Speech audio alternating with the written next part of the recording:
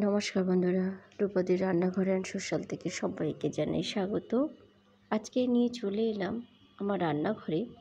দেখছেন এখানে টমেটো, পেঁয়াজ, কাঁচা পাকা লঙ্কা, ধনিয়া পাতা আর একটু সর্ষের তেল আর কুচানো একটু পেঁয়াজ।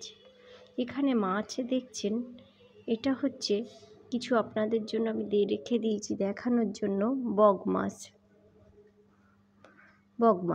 বা বগো মাছ, নদীর হতে পারে, খালের হতে পারে, বিলের হতে পারে, আবার পুকুরেও হতে পারে। এগুলো ছোট্ট ছোট। আর এটা দেখছেন ফ্যাসা মাছ, এটাও সামুদ্রিক মাছ। আর এতে আমি দেখিয়ে দিচ্ছি, মাছটা এরকম ধরনের হবে, খুব সাদা হয়, আঁশবিহীন, প্রচণ্ড ফসফরাস থাকার জন্য মাছগুলো এত সাদা। আমাদের খুব খাওয়া উচিত এই মাছগুলো। আর বিশেষ কাঁটা হয় না, এক কাঁটার মাছ, খেতে খুব ভালো হয়। তাহলে আমি কেটে নেব, চলুন আমি বানাবো একটা চচ্চড়ি। এই মাছটার নাম হচ্ছে, একটা হচ্ছে বগ মাছ বা বগু মাছ, আরেকটার হচ্ছে সীতেহার বা সীতাপাটি। এটাই বাজারে আমি নাম পেয়েছি। মাছগুলো আমি ছোট ছোট আকারে কেটে নেব চচ্চড়ির জন্য। আপনারা, আমার এর আগেও একটা রেসিপি দেওয়া আছে বড় মাছের, এই মাছ একই ধরনের, সেটার গায়ের রং একটু কালো ছিল, এটা একদম সাদা। আমি কেটে নিলাম, ছোটো ছোটো করে বানাবো। দেখুন, পেঁয়াজ কলি আর নতুন আলু দিয়ে। নতুন আলুর খোসা ফেলার দরকার আছে বলে আমার মনে হয় না, একটু সুন্দর করে পরিষ্কার করে নিলেই হয়। এখানে আমি 2-3টে ছোটো ছোটো আলু নিয়েছি, আর পেঁয়াজ কলি আছে আমার 5 থেকে 6টি। পেঁয়াজ কলি আমার বাড়ির ধারে এসেছিলো জানেন, একদম সতেজ মনে হলো। এই পেঁয়াজ কলিগুলো বোম্বাই পেঁয়াজ কলি, এত মোটা মোটা আর একদম টাটকা, মনে হয় গাছ থেকে কাটা। আর এই সতেজ পেঁয়াজকলি শীতের সময় অনেক কিছু রেসিপি বানানো যায় এবং খুবই ভালো হয় খেতে, গরম গরম খেতে। তাহলে চলুন আমি দেখিয়ে দিই কীভাবে আমি এখানে একটা মাছের ঝাল বানাবো, একটি চচ্চড়ি বানাবো। দুটোই খুব সহজ পদ্ধতিতে দেখাবো। এখানে দেখুন, এই মাছগুলো ভীষণ কম তেলে ভাজতে হয় এবং একটু কড়া করে। আমি দেখিয়ে দিলাম মাছগুলো আমার হয়ে গেছে। দেখুন, একদম তেল নেই, খুব কম তেলে ভাজতে হয়। চলে এলাম কড়াইয়ে, সর্ষের তেল দিলাম। সর্ষের তেলের মধ্যে আমি ফোড়ন দেব।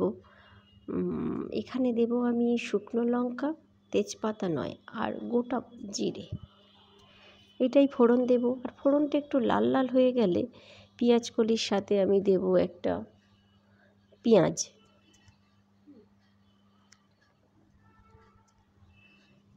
একটি পেঁয়াজ দিলাম ছোট।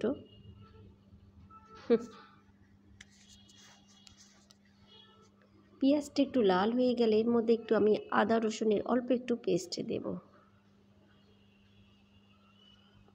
তার উপরে দিয়ে দিলাম পেঁয়াজ কলি আর আলু, একটু ভেজে নেব, খুব একটা ভাজবো না। ভাজার পরে আমি এখানে একটি টমেটো দিয়ে দেব। টমেটোটার বীজ ফেলা আছে, এটাই আমি কিন্তু গ্রেট করে নিই, কারণ এই সবজিটার সাথে আমি টমেটোটা লম্বা দিয়েছি। আর এখানে একটি পাকা লঙ্কা বাটা আছে। শীতের সময় এইভাবে একটু ঝালঝাল চচ্চড়ি হলে প্রথম ভাতে মন্দ হবে না এবং খুবই ভালো লাগে। দিয়ে দিলাম হলুদ, ধনিয়া, জিরে, গোলমরিচের পাউডার।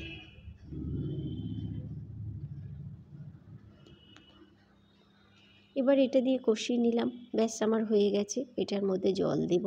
এবার শেষ পর্যন্ত একটু দেখবেন যে আমি মাছটা কখন দিচ্ছি, এবং মাছ দেওয়ার পরে মাছটা সেদ্ধ করারও একটা সিস্টেম আছে বা উল্টানোর নিয়ম আছে, আমি দেখিয়ে দেবো আপনাদের। এখানে আমি উষ্ণ গরম জল দিয়ে দিলাম। আর পেঁয়াজ কলি আর নতুন আলু, এটা সেদ্ধ হতে বেশি জল লাগে না। এখানে আমি দিয়ে দেবো একটু কুচিয়ে রাখা ধনিয়া পাতা আর কাঁচা পাকা একটু কাঁচা লঙ্কা, দেখতে সুন্দর হবে। সবুজের মধ্যে লাল লাল পাকা লঙ্কা দিলে দেখতে বেশ ভালোই লাগে। আর আমি কিন্তু লবণটা আগে দিইনি, আমি লবণ খুব একটা আগে দিয়ে থাকি না, শেষের দিকে দিই। কারণ সবজিটা কতটা জল দেব, সবজিটার মধ্যে কতটা সেদ্ধ হবে, কতটা পরিমাণে আসবে, সেটা বোঝার জন্য আমি শেষের দিকে দিয়ে থাকি। আমার দেখুন এখানে আলুটা হয়ে গেছে সেদ্ধ, আর একটু জল আছে। এই সময় আমি দিয়ে দেব মাছ, কারণ মাছটা একটু বড় মাছ, সেদ্ধ হওয়ার ব্যাপার আছে। দিয়ে আমি একটু 5 মিনিট কি 7 মিনিট ঢাকা দেব। তারপরে আমি একদম শুকা করে একটি চচ্চড়ি বানিয়ে নেব। আমি বলেছিলাম দেখিয়ে দেব, দেখুন মাছ দেওয়ার পরে একবার ডান দিকে উল্টে দেবেন, একবার বাম দিকে, তাহলে ওপরের মাছগুলো খুব অনায়াসে আপনার চচ্চড়ির নিচের দিকে চলে যাবে। এটাই ছিল আজকের টিপস। তরকারিটা এখনও হয়নি, বাম দিকে হচ্ছে। আমি আরেকটা তরকারি আপনাদের দেখিয়ে দিই। এখানে সর্ষের মাছ ভাজার তেলে আমি এখানে একটু কালো জিরে আর কাঁচা লঙ্কা ফোড়ন দিয়েছি। তার মধ্যে দিয়ে দিলাম আদা, রসুন, একটি টমেটো আর পেঁয়াজ, সবগুলোই গ্রেট করা। এই মশলাটা আমি সুন্দর করে বানিয়ে নেব এবং খুব সহজে খুব সুন্দর হয় আলু ছাড়া। দেখে নিতে পারেন আপনার এখানে বগ মাছ বা এরকম ধরনের নোনা মাছ এলে চটজলদি আপনি একটা মাছের ঝাল অনায়াসে বানিয়ে নিতে পারেন এবং ভীষণ ভালো আর খুব টেস্টি হয়। এখানেও আমি মশলা দিয়ে দেব, ধনিয়া, জিরে, যেগুলো রোজের মশলা হয়। আপনার মাছ এবং ফ্যামিলি অনুযায়ী আপনি মশলাগুলো ব্যবহার করবেন। আমার এখানে 3 জনের পরিমাণ আছে এবং পরিমাপ আছে। ধনিয়া পাতা, হলুদ আর ধনিয়া, জিরে, গোলমরিচের গুঁড়ো, আর এখানেও আমি দিয়ে দেবো একটি পাকা লঙ্কা বাটা। এইগুলো দিয়ে খুব সুন্দর একটা আমি পেস্ট বানিয়ে নিয়ে জল ঢেলে দেব। আর মাছটা সেদ্ধ দেওয়া আমি দেখাতে পারিনি বন্ধুরা, কারণ সেটা ছোট্ট একটি ভিডিও আমি পাচ্ছি না। যাই হোক, এখানে মশলাটা আমার পুরো রেডি হয়ে গেছে। আর মাছের ঝালের মশলাটা খুব সুন্দর করে বানাতে হয়, তার উপরে নির্ভর করে মাছের ঝালটা কেমন হবে। জল দিয়ে দিলাম, ফুটে উঠলে দেখুন আমি মাছগুলো দিয়ে দিয়েছি আর একদম ফিনিশিং দেখালাম। একদম বসে গেছে, কি সুন্দর হয়েছিল এই মাছের ঝালটা, খুব ভালো লাগছিল। এরকম একটা প্রথম পাতে চচ্চড়ি আর শেষের দিকে যদি এরকম একটা মাছের ঝাল থাকে, তো গরম ভাত শীতের আমার অনায়াসে মনে হয় খুবই ভালো দুপুরটা যাবে। এটাই ছিল আজকে রূপাদির ঘরের রান্না। আমি চচ্চড়িটা দেখিয়ে দেব কেমন নামিয়েছি। আর এই পর্যন্ত বন্ধুদের যদি আমার কোনো অংশ ভালো লাগে ভিডিও রূপাদির রান্নাঘর সোশ্যাল থেকে, তাহলে আপনি সাবস্ক্রাইব করে নোটিটা অন করে রাখতে পারেন, বেল আইকনটা প্রেস করে। তাহলে আমার দ্বিতীয় দিনের ভিডিওটা আপনি অনায়াসে পেয়ে যেতে পারেন।